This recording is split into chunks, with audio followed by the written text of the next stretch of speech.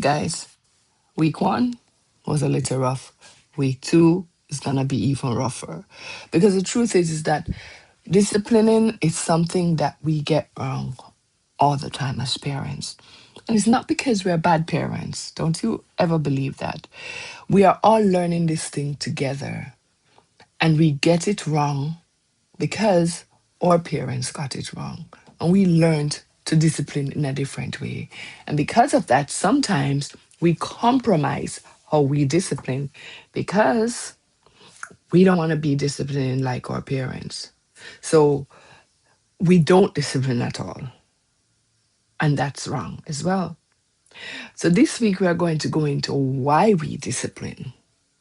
Because I want us to understand that we don't just discipline because we want our kids to be afraid of us or we want them to fear us.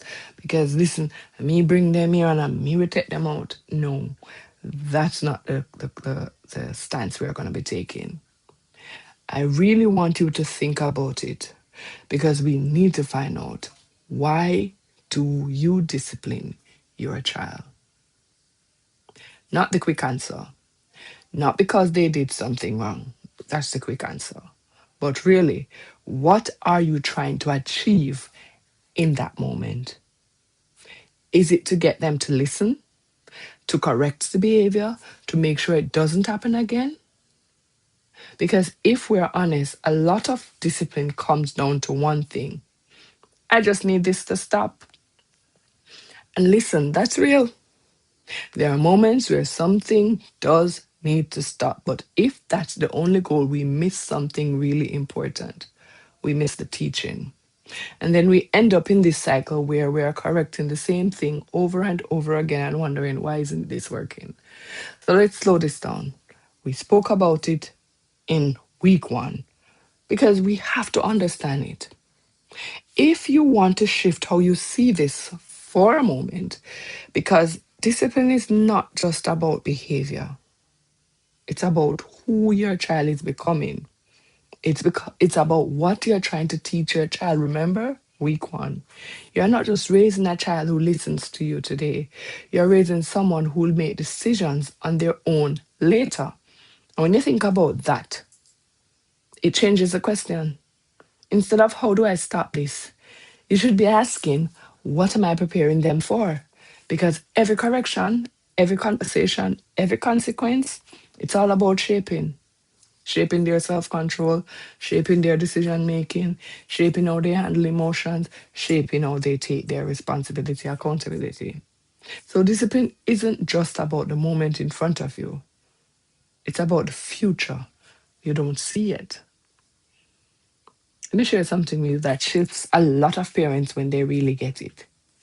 There's a difference between a child who is compliant and a child who is self regulated, and they can look very similar on the outside. So, a compliant child listens when you're there.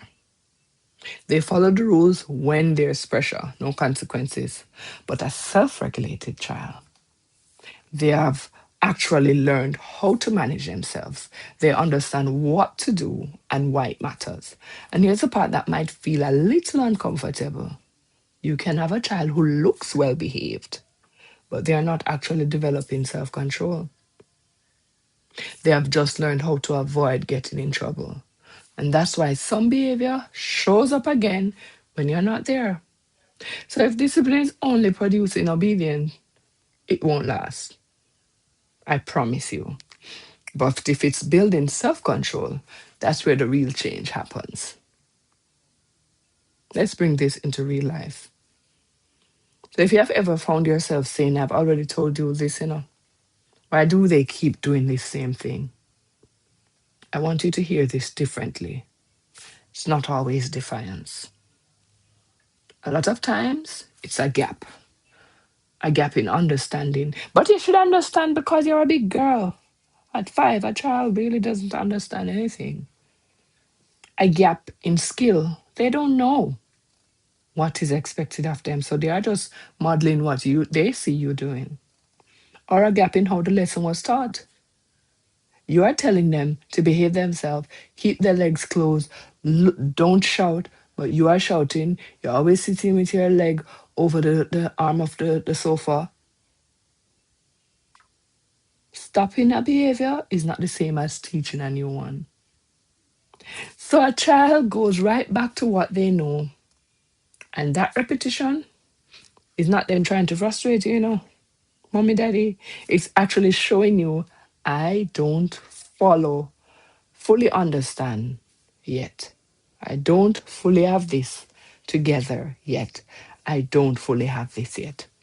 And when you see it that way, your response shifts from frustration to guidance because they really don't have it all together. Sometimes we don't even have it all together. Parenting puts you in this tension all the time. Do I do what works right now or what actually works long term? Being honest, there are things that work fast, and that's what we want. Raising your voice works fast, threats works fast. Even physical discipline can stop something quickly. But fast doesn't always mean effective. Because if it doesn't build anything in your child, you're going to keep needing it again and again. Real discipline feels slower. It requires more intention and more consistency.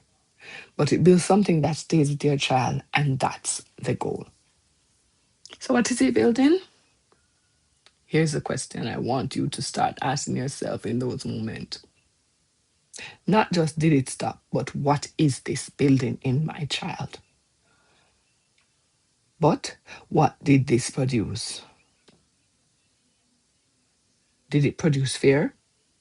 Did it produce silence? Did it produce avoidance? Or did it produce understanding, responsibility, and self control? Because that's what we're looking to produce. Every single time you discipline, something needs to be built, something is being built. The question is what you intended. So if you are trying to do it quickly, you're going to get quick compliance, but tomorrow is going to come again. So let's come back to something we touched on before. If the goal of discipline is to build things like self control, understanding, or internal decision making, then our methods have to support that. And this is where some parents begin to rethink things, not from a place of guilt, but from a place of clarity. Because once your goal becomes clear again, you start asking, is what I'm doing helping me get there? And that question, that's where real change begins. Let me leave you with this. After a moment of discipline, what is your child walking away with? Are they walking away thinking, I understand what I did and I know how to do better? Or are they walking away thinking, I just need to not get caught next time? How am I going to do it that I don't get caught next time? That difference matters more than we think. Discipline is not just about correcting behavior. It's about shaping how your child thinks, responds, and grows. And that takes intention. So next, we're getting very practical. We're going into how to discipline next week. Because once you understand the purpose, you need tools that actually match it. And we are not just raising children who listen. We are here wanting to raise children who can think, who can regulate and make better choices. And that starts with understanding why we discipline. Mommy, daddy, when we look at the state of the school system and we see how our kids are behaving and we blame it all on social media most of the time, the truth is it's not social media. We are a part of what is happening. And so I'm happy that you guys are here because we are doing this together. We say we need to change. And so let's do it. This is where week 2 really cuts through the noise. We are challenging ourselves without any judgment. We are creating that moment where we think. And I want you to understand that I'm speaking directly, not to you only, but to myself. because we have to get this together. We have to understand why we discipline. If you know a parent who needs to hear this, if you know of someone who needs to understand how to discipline, share this series with them. Let's do it together, mommy, daddy. This is a no judgment zone because we all have something to fix. I'm guilty of dysregulated behavior as well. We are here and we are learning from each other. So engage in the comment, share. Let me know, what is it? Where have you seen yourself fall down in this discipline journey? Let's do it together.